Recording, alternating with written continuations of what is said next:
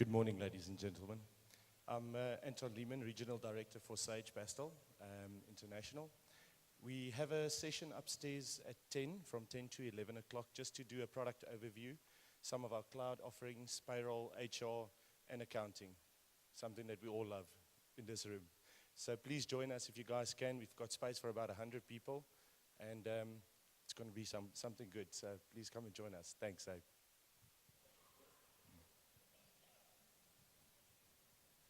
Ladies and gentlemen, these two gentlemen are from Integra International, and they would like to meet any CEOs and all right, CEOs and chairpersons from groups of accountants. And if you are interested to meet them, they will be at 1100 hours at the entrance near ACCA booth. Thank you very much. Thank you. It can never come at a greater level than it is. I share the stage today with institutions and not individuals. Embedded in the history of the development of the accountants profession in Africa will always be three names, two on the stage and one missing. Mr. Aziz Jie from Senegal, Mr. Ndungu Gadenji from Kenya, and Mr. Ignatius Sehole from South Africa. Let me just say a few words about the two who are here. And of course, I'm joined by an illustrious man in the audit profession, Ibrahim Asaf, the the deputy managing partner of BDO, in charge of most of East Africa, including Madagascar, the Seychelles, and Mauritius. But let me get to Aziz Jie.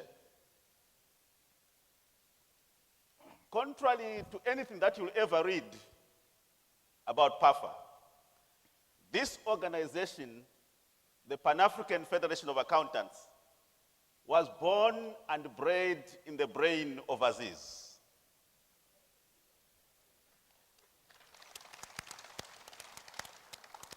In the year 2006, an African regional learning workshop organized by the Developing Nations Committee of IFAC under the chairmanship of Ndungu Gatenji and the deputy chairmanship of Ignatius Sehole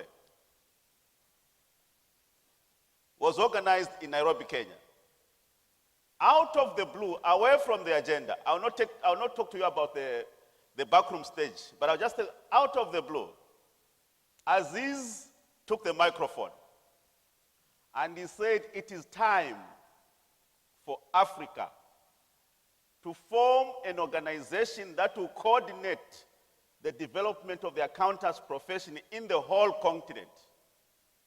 He was so passionate about his presentation that before people could think, they had signed the Nairobi Declaration that led to the formation of PAFA.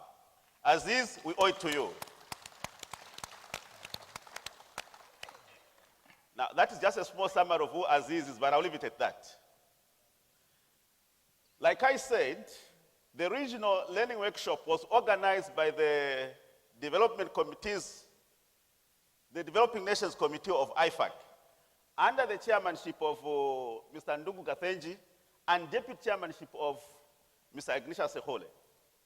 These men, ladies and gentlemen, worked so hard to transform the role of the developing nations within the IFAC structures. After they talked so much, it was called Developing Nations Task Force, meaning that it is something there, yes, but not important. But they never stopped talking. And soon it achieved committee status. That is where what we call today the Professional Accountants Organization Development Committee comes from. Ladies and gentlemen, the three men that I've mentioned are the foundation of the growth and the influence of the accountants profession within the IFAC structures. A big hand to them.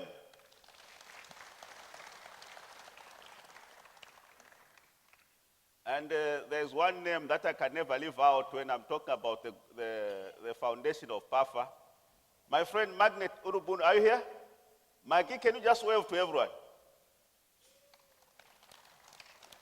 That is the only lady who's been a constant from the first meeting of PAFA formation up to its signing day in Senegal. Big hand to Margaret also.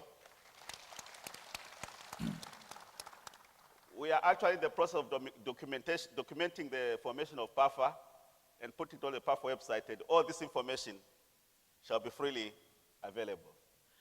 But that's not our duty for today. We are here for a fight.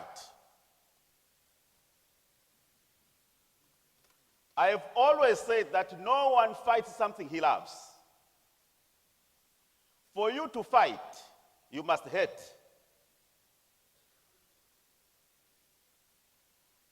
If at the end of today's session, we shall have developed hatred, I shall be a happy man.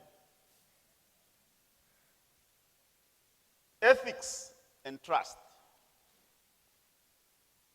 The fight against corruption and illicit outflows from Africa. What better way to address this very crucial subject than have with me here these three gentlemen? All these men have one thread run through them in common. They've all worked in the corporates. They've all worked for audit firms. If there are people who know what happens in every transaction, will be the auditors. Whether they say it or not, they know it.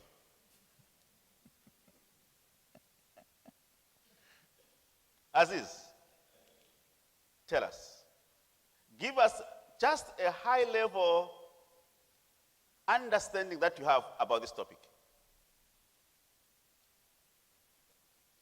As usual, my good friend Vixen always put me in hate. When it's tough, you think that I'm a kind of magician. The topic requires that we take it cool. We take it cool because it's not something that is specific to our trade. It's not something that can be handled by only one party, one section of the human beings. Corruption is like cognizant to humanity. I think the first apple that Adam ate was the beginners of our state in this world. So one thing I would like to say is we should not put down the tree in which we are seated, because it's confidence. Our clients rely on us because they are free to talk to us, because we keep our mouth. There is ambiguity. They trust us. Do they use and overuse us? Should we build on that trust to struggle against the sin that is linked to any human being from the beginning, from day one?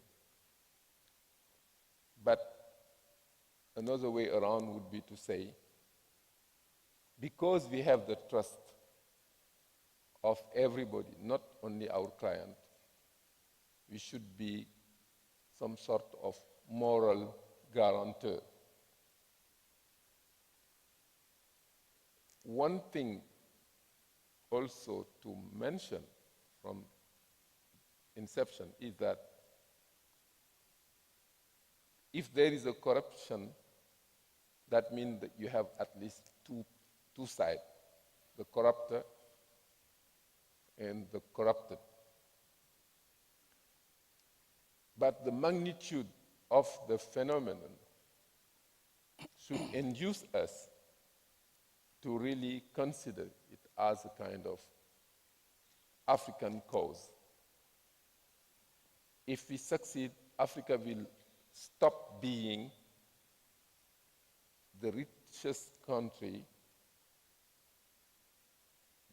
for those who benefit from the illicit flow and the poorest inside. Africa is a poor continent that is exporting wealth. What can we do to stop that? In my view, the line of defense is in each and every one of us. I remember when the first time I went to London, it was Noble House, what we used to hear is ethics is a mental attitude. It's far day when they say you do what your conscience dictates you. I don't think that was the right way to see things. But today, should we substitute that soul, self-determination of what is wrong in our mentality, mental attitude, or should we substitute to that vision some sort of fixed rules established by people outside of us, or should we ask everybody to behave the right way and to stop being accomplice of what is wrong? What is wrong is to see $60 billion as a minimum shed out of Africa. What is wrong is that the continent that should be the richest is where you find the highest number of people living under the level acceptable for human beings. Okay. Thank you. Ibrahim. Well, I think most of us who have traveled extensively in Africa have had the experience of going through immigration and being told that your vaccination card is not valid, and you have the choice of $100 or a needle. I think we all have faced this moral dilemma at all times, but I think the problem is more of perception than reality. I think Africa is being unfairly penalized in perception that it's a basket of corruption, and you can't do business correctly in Africa without doing a side business. I think that's the wrong perception. When we have all probably experienced the worst financial crisis in our history. What happened in Europe and in the US is due to unethical behavior, greed, and yet everything they did was legal. There has been a total failure of the whole system, regulators, government, policymakers, auditors, board of directors, you name it. And yet nobody's blaming the European to go on a moral crusade. And people always blame the Africans for this level of corruption. I think the problem is more of perception than facts. But on the other hand, the policymakers, like Aziz was talking of the line of defense, I think the line of attack is African policymakers and government should come out very strongly on their intent, what is acceptable, what is not. You can't allow people at the airport to take $100 against a needle. I mean, this is your first line of defense. This has to stop. Any foreigner walking into a country and you are told your vaccination card is not correct, it's $100 or a needle, how do you expect these guys to react that everything is for sale from now on? This is your first line at the airport. We have all had this moral dilemma. Until and unless the head of state, because at the end of the day, the fish will rot from the head, come out with clear intent, what they are prepared to accept, what they are not prepared to accept, things won't change. And I work a lot in a country like Rwanda. I think people think twice in trying to do any hanky-panky in Kigali, because the president has very clear statements. But you don't have this across the continent, and it creates this wrong perception that the whole Africa is for sale, which is wrong. And I think we all have a duty to fight that. Right. Ignatius. Thank you, Vixen. Thank you. You said you'd be very happy if at the end of the session you have angry people that are ready to fight. I'm not too sure whether I'm angry. Maybe I am. What I do know is that I'm hurting. That as an African, I'm in pain. And I hope to establish at the end of this session that we are who we say we are, Africans, and whether we are in pain or we are angry, and what we're doing about it. Sorry, I've got some flu. I'm battling with my voice.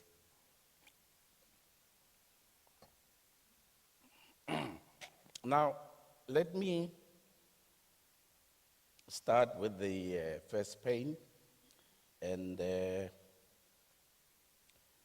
as an African who resides in South Africa, offer my sincere apologies to all of you for the barbaric acts that happened in South Africa.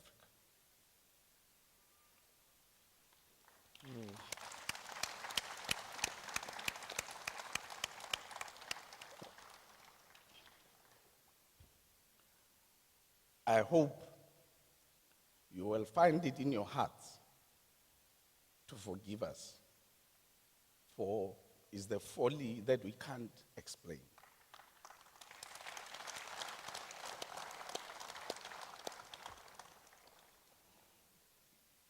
About 50 years or so ago, when the Africa Union was founded, few people cried because they were seeing the beginning of the awakening of the continent that they would like and that they would like to be proud of and be associated with. One of the people that cried was Dr. Kwame Nkrumah. But he cried for a different reason.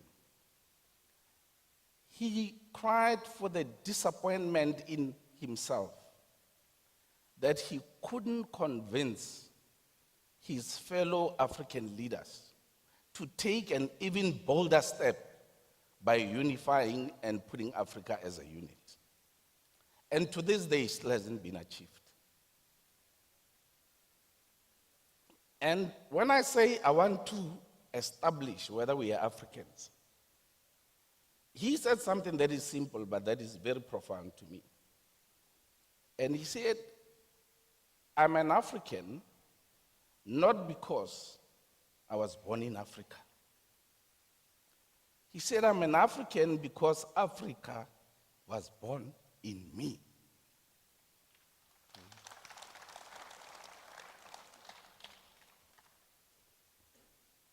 Africa grew and got nourishment in me and overran all my defenses and deposited all its beautiful landscape and mountains and rivers and deserts and minerals. I owe my allegiance to Africa because that's all I have. We had statistics. Vixen said to me, I mustn't talk about research, about formulas, about standards, about everything. You've had enough of it. But we have the number of people living on $1.25 have been doubled in the last 10 years. 450 million. That's not statistics to me. When I walk in the streets of Deep Sloot in Joburg, I see those numbers. When I walk in Mogadishu, I see those numbers.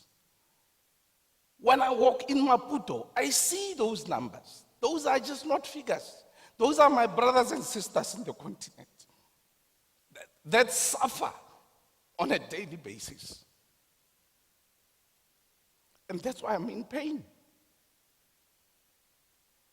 People have been talking over the sessions, lamenting about the number of shortage of accountants in the public sector. I've never heard anybody talk about the number of shortage of accountants in the private sector.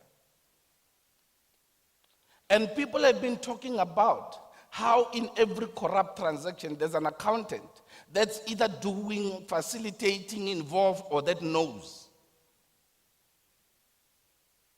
Now, ladies and gentlemen, the $50 billion a year of illicit financial flow, more than 65% of it is from the private sector. Thank you very much. Where there is enough of us,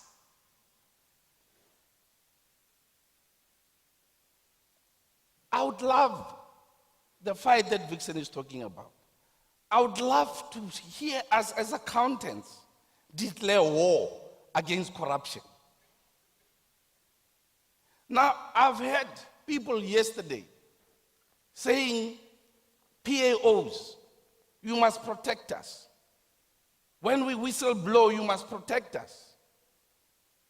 We need to be able to have a safe space. And I agree with you, and POs can do whatever they can to protect you. But if you declare war, there's no safe space.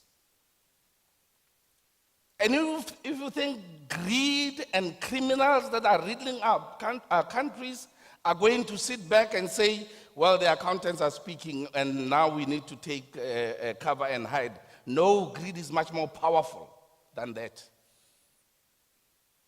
The gentleman yesterday that was asking a question and saying, you know, if you speak up, you will lose your job, and you know the unemployment rate in Africa is high, and it's true. And he says, I'll go back to my village and look after my goats with an uncertain future, and it's true. But is that the worst that we must expect? No, not in a war situation. Not if we are serious about fighting this.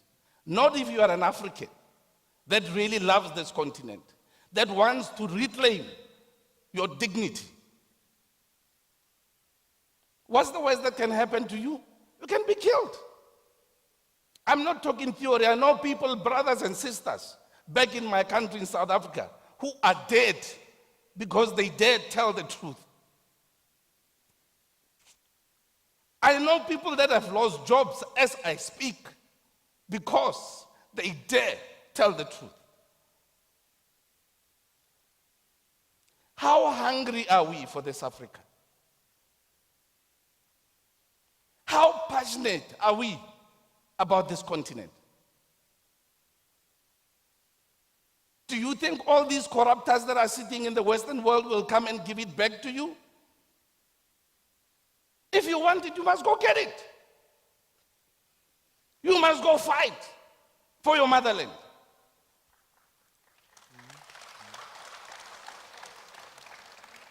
So today, Mr. Chairman, I'm asking, who are we? Who are you? Who am I? Am I an African? Well, it's about time I start showing I'm an African. I don't need to tell people, I must act. Pius Maneno was yesterday or day before yesterday introduced us to a new NATO. No action and talk only. We've been NATO for too long. We must either keep quiet now and let the criminals take over our continent, or we must act and stop being cowards, because if we declare war, there will be casualties, and yes, it's true. It might be you, it might be me. But the choice is yours, whether you hand over your continent or you reclaim it. Thank you very much, Chairman.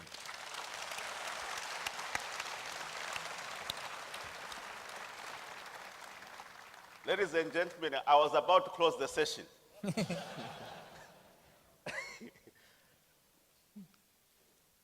Now, these are the serious issues that we came to deal with here. I wonder how many of you have ever seen this document. Track it, get it. Illicit financial flows, a report of the high-level panel of illicit financial flows from Africa. How many of you have ever seen it? After going through this document, I was startled. 65% of the illicit outflows from Africa are not from corruption, ladies and gentlemen. They are from the corporates.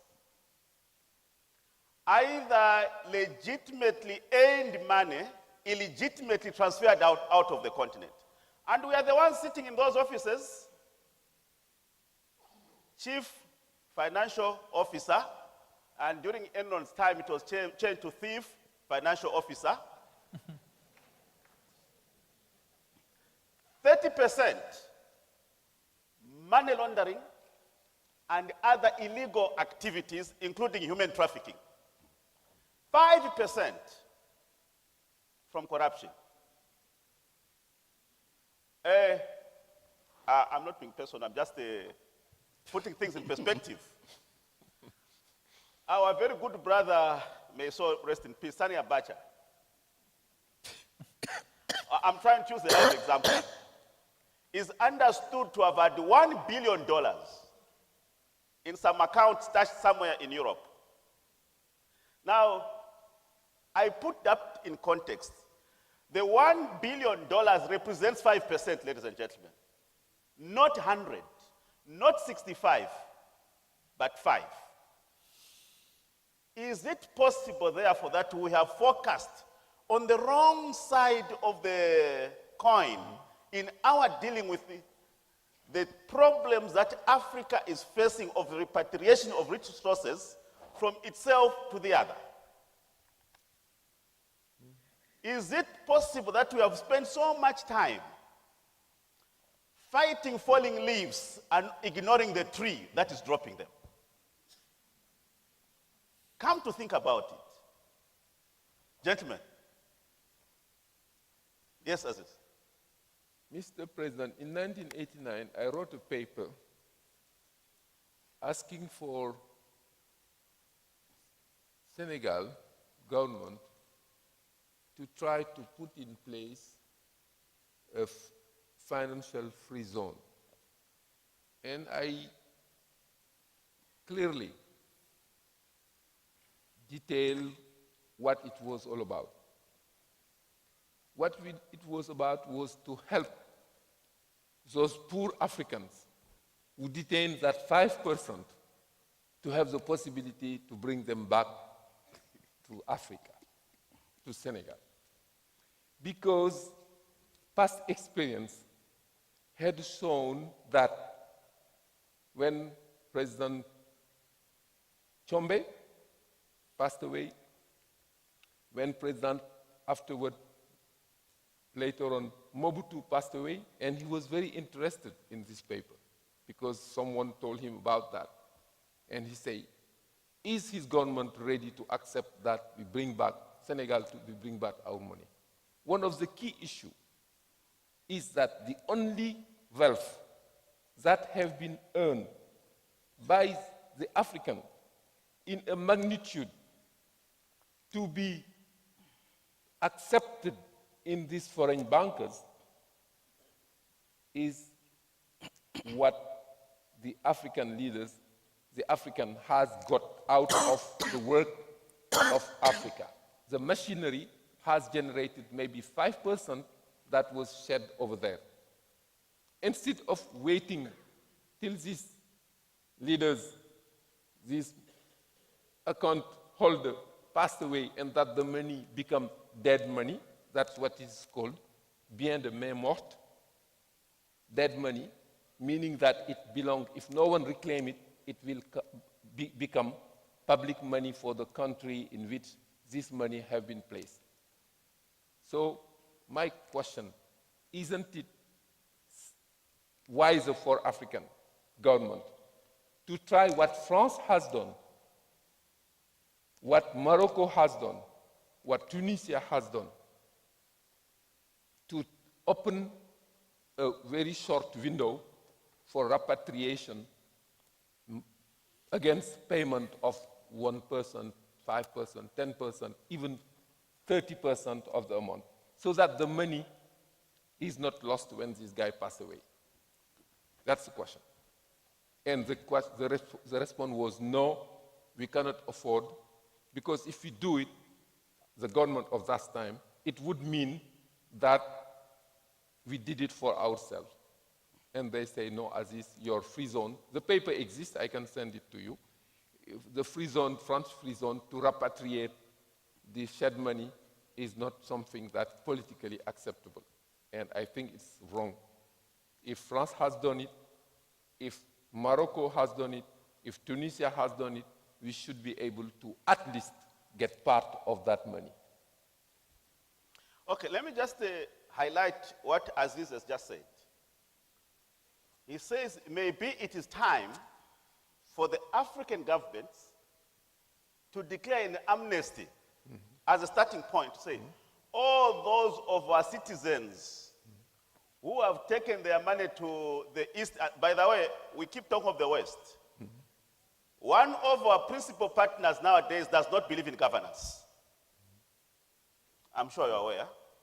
One of our biggest investors in Africa today does not believe in governance.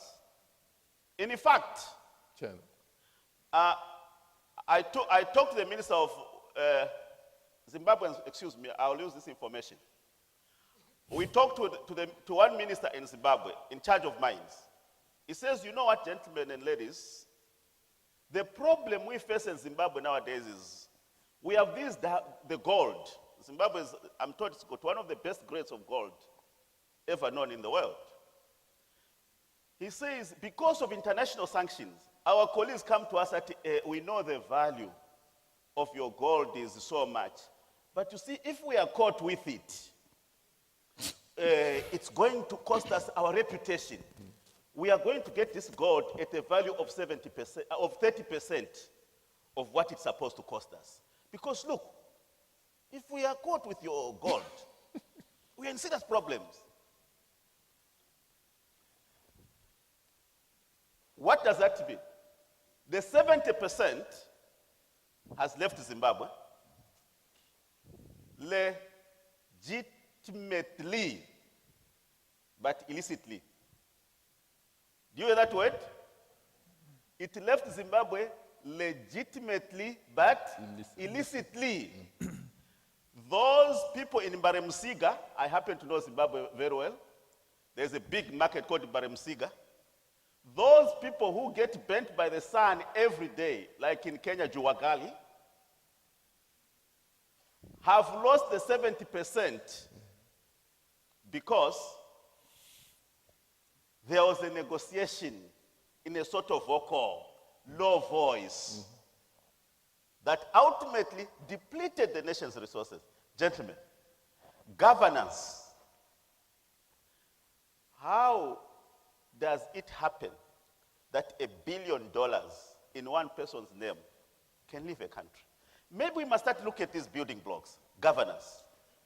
Well, I think your main weakness, like you were talking about those legal but illicit transfers of money, I think the biggest weakness in Africa today is the weak banking sector.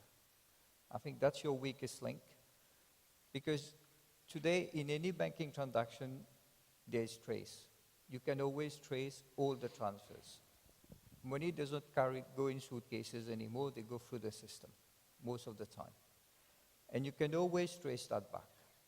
But the issue is the system is weak, that you allow the money to go. Then the challenge of bringing it back becomes a lot harder. There's no defense in the transfer and the purpose for which the transfer is being made. The system is too weak. Unless your rules and regulations are increased to a level where these are being questioned every time there are these transfers, money cannot leave the country. I think this has been your biggest issue. And sometimes the sanctions on some countries create a lot more corruption, and it creates issues like you had in Zimbabwe. And that's where we need to tackle the first building block. Governance becomes secondary. The first building block should be the rules and regulations regarding banking sector. I think just to add to that, I hear the rules and the regulations, and there's many rules and regulations, and hardly enough. We still need more to try and placate. But my biggest problem is the people. It's us that come up with all fancy schemes to defeat justice. We come up with all fancy schemes to make sure that we bypass the rules. Why? Because there's a promise of a suitable suitcase at the end that you have not legitimately earned, but you're quite happy to take, disadvantaging your brother and sister down the road. I think as we abate this corruption, what we forget is who we're stealing from. If those faces full of hunger, if we visualize them as we steal the money, maybe our consciences will come back. Because right now, we seem to be slaves of greed. And nobody needs $1 billion. Nobody, you're gonna die, you're never gonna touch it. You know, we are just slaves of greed that we don't even understand. Please, where is our conscience as Africans? Why do we need a policeman before we can do the right thing? We're not in this world to please a policeman. We're here, it's our continent. Let's love it. Love it enough to do the right thing without fear or favor. Right. I'm quoting from this book.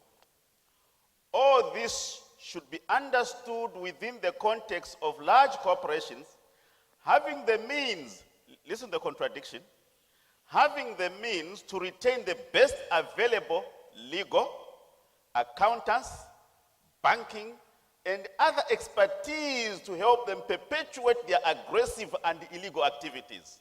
The best available accountants. Come on, ladies and gentlemen, isn't that a contradiction? Your best available are there to help the illicit. Maybe English needs to be corrected. How can our best available lawyers, accountants, bankers be the ones who are there to help aggressively perpetuate illegal activities? Next sentence. Similarly, organized criminal organizations, especially international drug dealers, have the funds to corrupt many players. We are there again, including and especially in governments, and even to capture weak states. The whole country is captive To drug lords. to drug lords.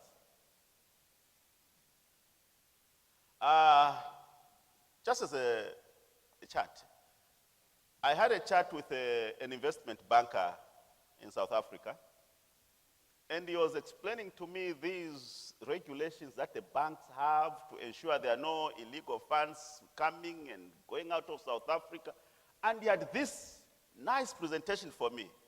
And I asked him, excuse me, sir, when the chairman of ShopRite was found with 750,000 pounds at an airport in briefcases, which bank in South Africa facilitated that? How did he manage to packet 750,000 pounds in briefcases if your system is as elaborate as you are telling me? He just sat back. I haven't got the answer yet. So, how do we as accountants within become part of the struggle?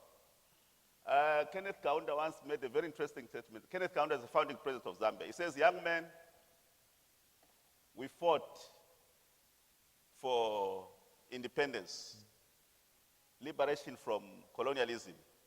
It's your time to fight for economic freedom. Somebody must be really stupid to walk around with that much money. And you can easily trace it back. The question is why nobody took any action. You don't need any answers to this. You just need to walk in and you just go into the bank, revoke its banking license, and that's it. That's what you need to do. It's a very simple case. It's, you know, it's not a question of a gray area. It's a right or wrong. £750,000, the bank who did it, close it down. Nobody will blame you for that. You haven't done it, and there's no answer. There's no enforcement. That's why I said earlier, you got the rules, enforce them. No investors are going to complain if the rules are clear, consistently applied, and people know about it, and there's transparency, and there's going to be enforcement. Everybody is happy with that. The question is, you have a case like this, where people can flout the law and walk away with it. That's your problem. Unless somebody step in and say, that's not going to happen, the game will end. Aziz, you had your... Have you heard of too big to default? Yes. US. How many Europe. bankers should be closed if they had followed the rule? They didn't follow the rule. They took part of the benefits, finding some of them 9 billion euro, others 7 billion, others, you know, if you look at that as a kind of model applicable, maybe what we should really aim at, I come back again to my ideas, is to try at least to allow to our brother who have been, I don't know if they were cute, but they were maybe brave enough to have part of the money flying out of Africa. Let's bring that money and build from there. Maybe this money, as I developed in my paper at that time, could be used to build African integration initiatives and to fill the gap between Africa as was facing vis-a-vis the internet and the new technology of information and communication. That's exactly the moral way I adopted to have this idea acceptable. I told, let's bring back the money, take a part of it, and what we take, and even give the money to trustees in Africa that will be allowed not to tell whom the money belongs to. Only responsibility they would have is to check that it's not from the mafia. Even mafia. What is mafia? Mafia is not only those one with the gun, eh? There is also financial mafia. But let's say we could decide in the rule, in the law I was proposing, that this trustee be responsible to check that it doesn't come from drugs trafficking, it doesn't come from mafia, international criminal activities. If this is assured, we can give some sort of anonymity to the owners and manage the money for Africa. Because my view is that Africa is the only continent that is exporting wealth. Other countries try to import wealth. The continent export wealth. That's not acceptable. And don't take this for simple, items. The way the world is organized is such as who decide. I talk first of too big to be defaulted. And the other thing is that everything, even the selection of the elite, is made of who is going to cater for our interests. It's only Africa that doesn't have an agenda to do something properly for Africa. But don't let it, fool by the good ideals. There is no ideal when it comes to commerce. When they blame China for doing this and that, but who is doing something else? China is just kind of becoming one of the players, not necessarily on the good side, because if you want to play with lions, you have to show strength. And all the continent, all the world, all the biggest, the players, the main players, play around money. Why Africa is not cute enough to try to have a kind of agenda for that, to stop, limit at least the outflow, the illicit flow of fund, and do something that can, because they say we is the future. I'm really very scared to hear people telling Africa is the future. If the future is managed the same way, if the opportunities of the future is managed the same way as the past was managed, in 20 years, in 50 years ahead, we will still be at the backward of this of the classroom. I guess Aziz, that's the real scare for me. That we don't go through another 50 years. 50 years. And 50 years later, Africa is still rising. Sure. When it's ever going to rise? Nothing. I think we need to start thinking different. We really need to be committed to this continent to make it rise today. And if we just continue as normal, it'll be business as usual, and it'll still be rising in 50 years' time. And our grandchildren will be sitting here. You know, that grandchild that came from the banker will be sitting here and facilitating and cheering.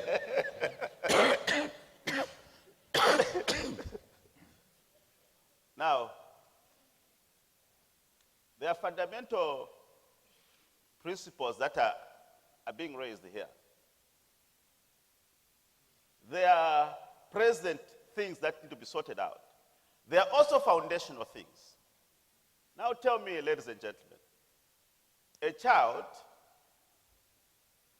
who passed exams at matric because they bought a question paper, how do you expect a person like that to ever be ethical in any aspects of their life? Children who were raised through stolen things, how do you expect them to ever have the moral fiber to call theft bad? I believe there are some deep-rooted issues that we also must begin to deal with.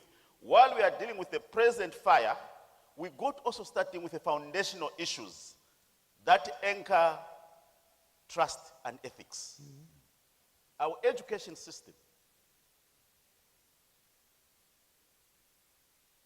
just the perception. You know, when we're growing up, those of us who grew up in the village, gentlemen, some of you grew up where there's electricity. Some of us, where we grew up, when the sun sets, it gets dark. If there are clouds, there's no light that day, and life goes on. We never used to measure time by the watch, but by the sun. When the sun reaches here, we meet. And that's why we're very bad at timekeeping. Because you're this, and his this may not be the same.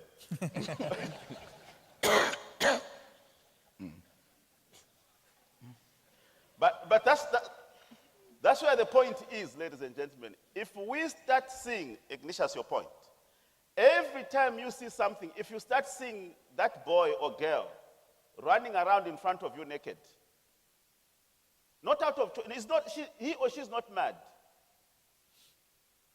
The first priority to that child is just to put it, and I think there's a mistake. We say people live in less than $1.25, that's the wrong measure.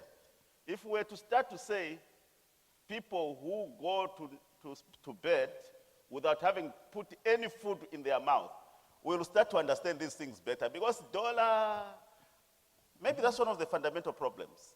All the researches that are available, other than this one that I've read, most of our researches that we base our decisions are not coming from Africa. So they are not contextualized. The fact may be correct, but the conclusion could be wrong because it has been concluded under a different context. How are we as African professionals then going to rise and start doing researches that then informs the decision that our leaders make? Founded, duly grounded ideas that raise the issue of linkage between our university and the rest of the society, it raises the issue of the content. The contents are not determined by the needs of Africa. It raises the issue of who is caring, who is catering for our education. Most part of your kids, mine and others, go to Europe, to America to do their study. When they get out of that, they are not contextualized. They think in the box. We need people who think out of the box if we want to develop Africa in another manner. Africa cannot be developed with other people's agenda. Africa belongs to the whole, to the humanity. It's open, but it has to have its own agenda. And don't lure yourself. I don't think that we can get out of this situation if we don't do the same wrong thing as they're doing. We have to have bandits, we have to have our mafia, we have to have our bankers, we have to play in the ground they play. I think we have to have multinationals. If we had multinationals, we will have also to do the same tricky things. But what I don't support, what I cannot accept, is that when it comes to Africa, people talk of indigenous things. People talk of specifics. To be in the mainstream, we have to be able to be bandits when they are bandits. Because if you are not bandit, you cannot control what bandits are doing, because you don't know the way they do it. We should have Mauritius, other people should have also some sort of capacity to indigenize and to hide, if there is need to hide, some of the wealth of Africa. Because wealth, they say, money talk, wealth whispers. And we don't have place to whisper, so we shed the money outside. Why don't we try to think out of their box and to try to do something that is useful? Africa has used to be the cradle of humanity. We should be able to think in a way, in such a holistic way, that we can solve our own problem and be part of the solution of the global problem. We have to be global players. We are not. We shouldn't accept that every literature about economic, about finance, comes from them. This was very good that President Mandela was, heading this study.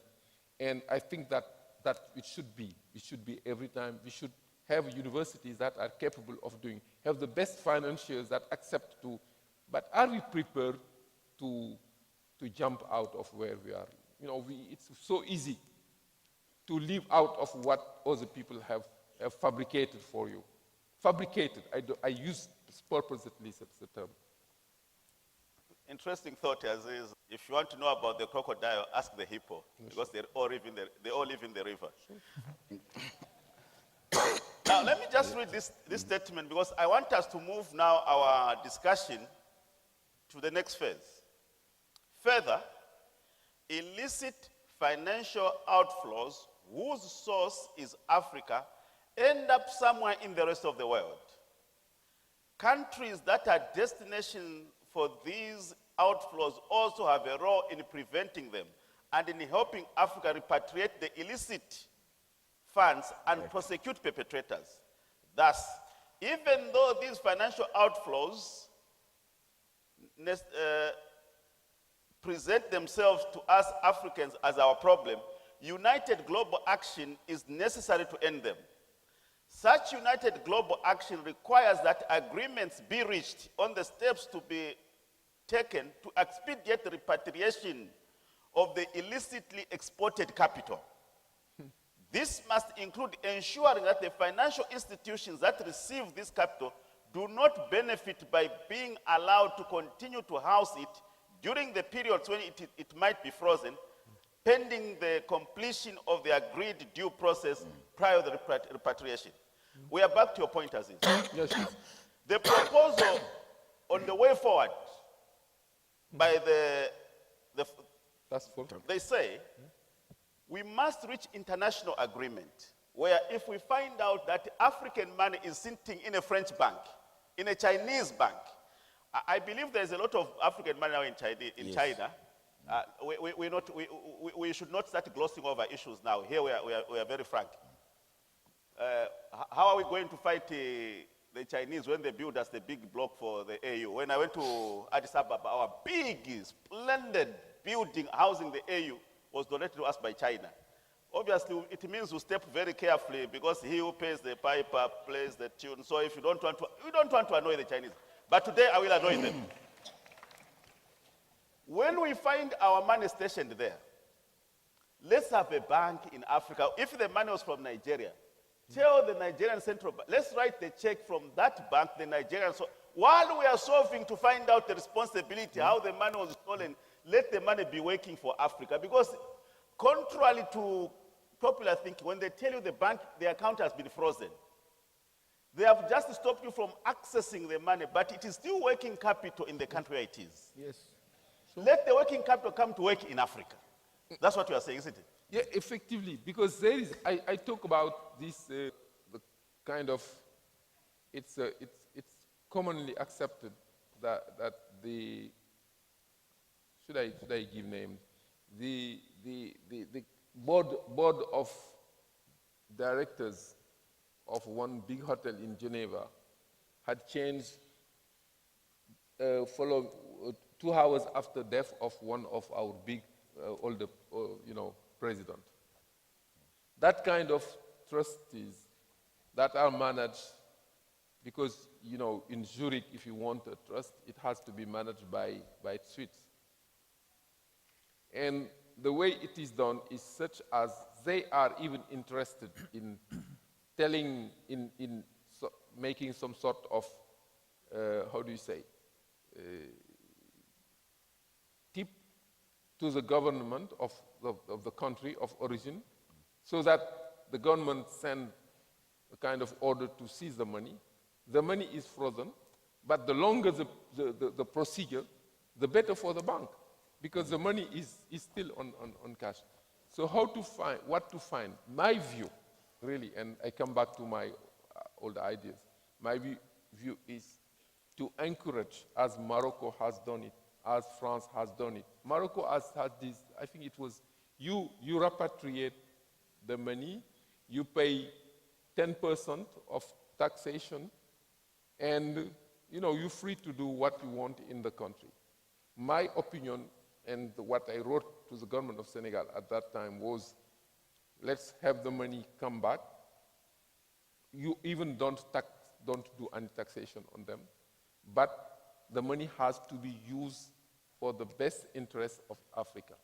And if you do that, the money belongs to you still. But instead of having it work for another country, for another continent, it will work for Africa. And at the end of the day, what we could do is just to say, let's bring every money, create a trust, African trust for money recuperation or something like that, that will still belong to those who shed it there, but that will work for Africa. What I don't want to see happen in 50 years again is the wealth of Africa empowering, how do you say? Empowering, yes. Empowering us.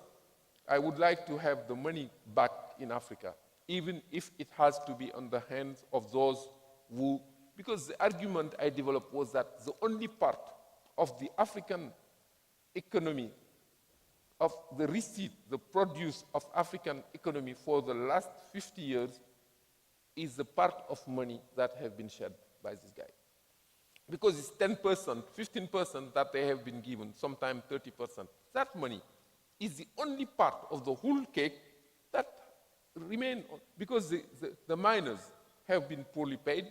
Those who work on no one get anything. The only part of the wealth of Africa that was produced is in those banks, even if theoretically it belonged to the leaders, till he passed away.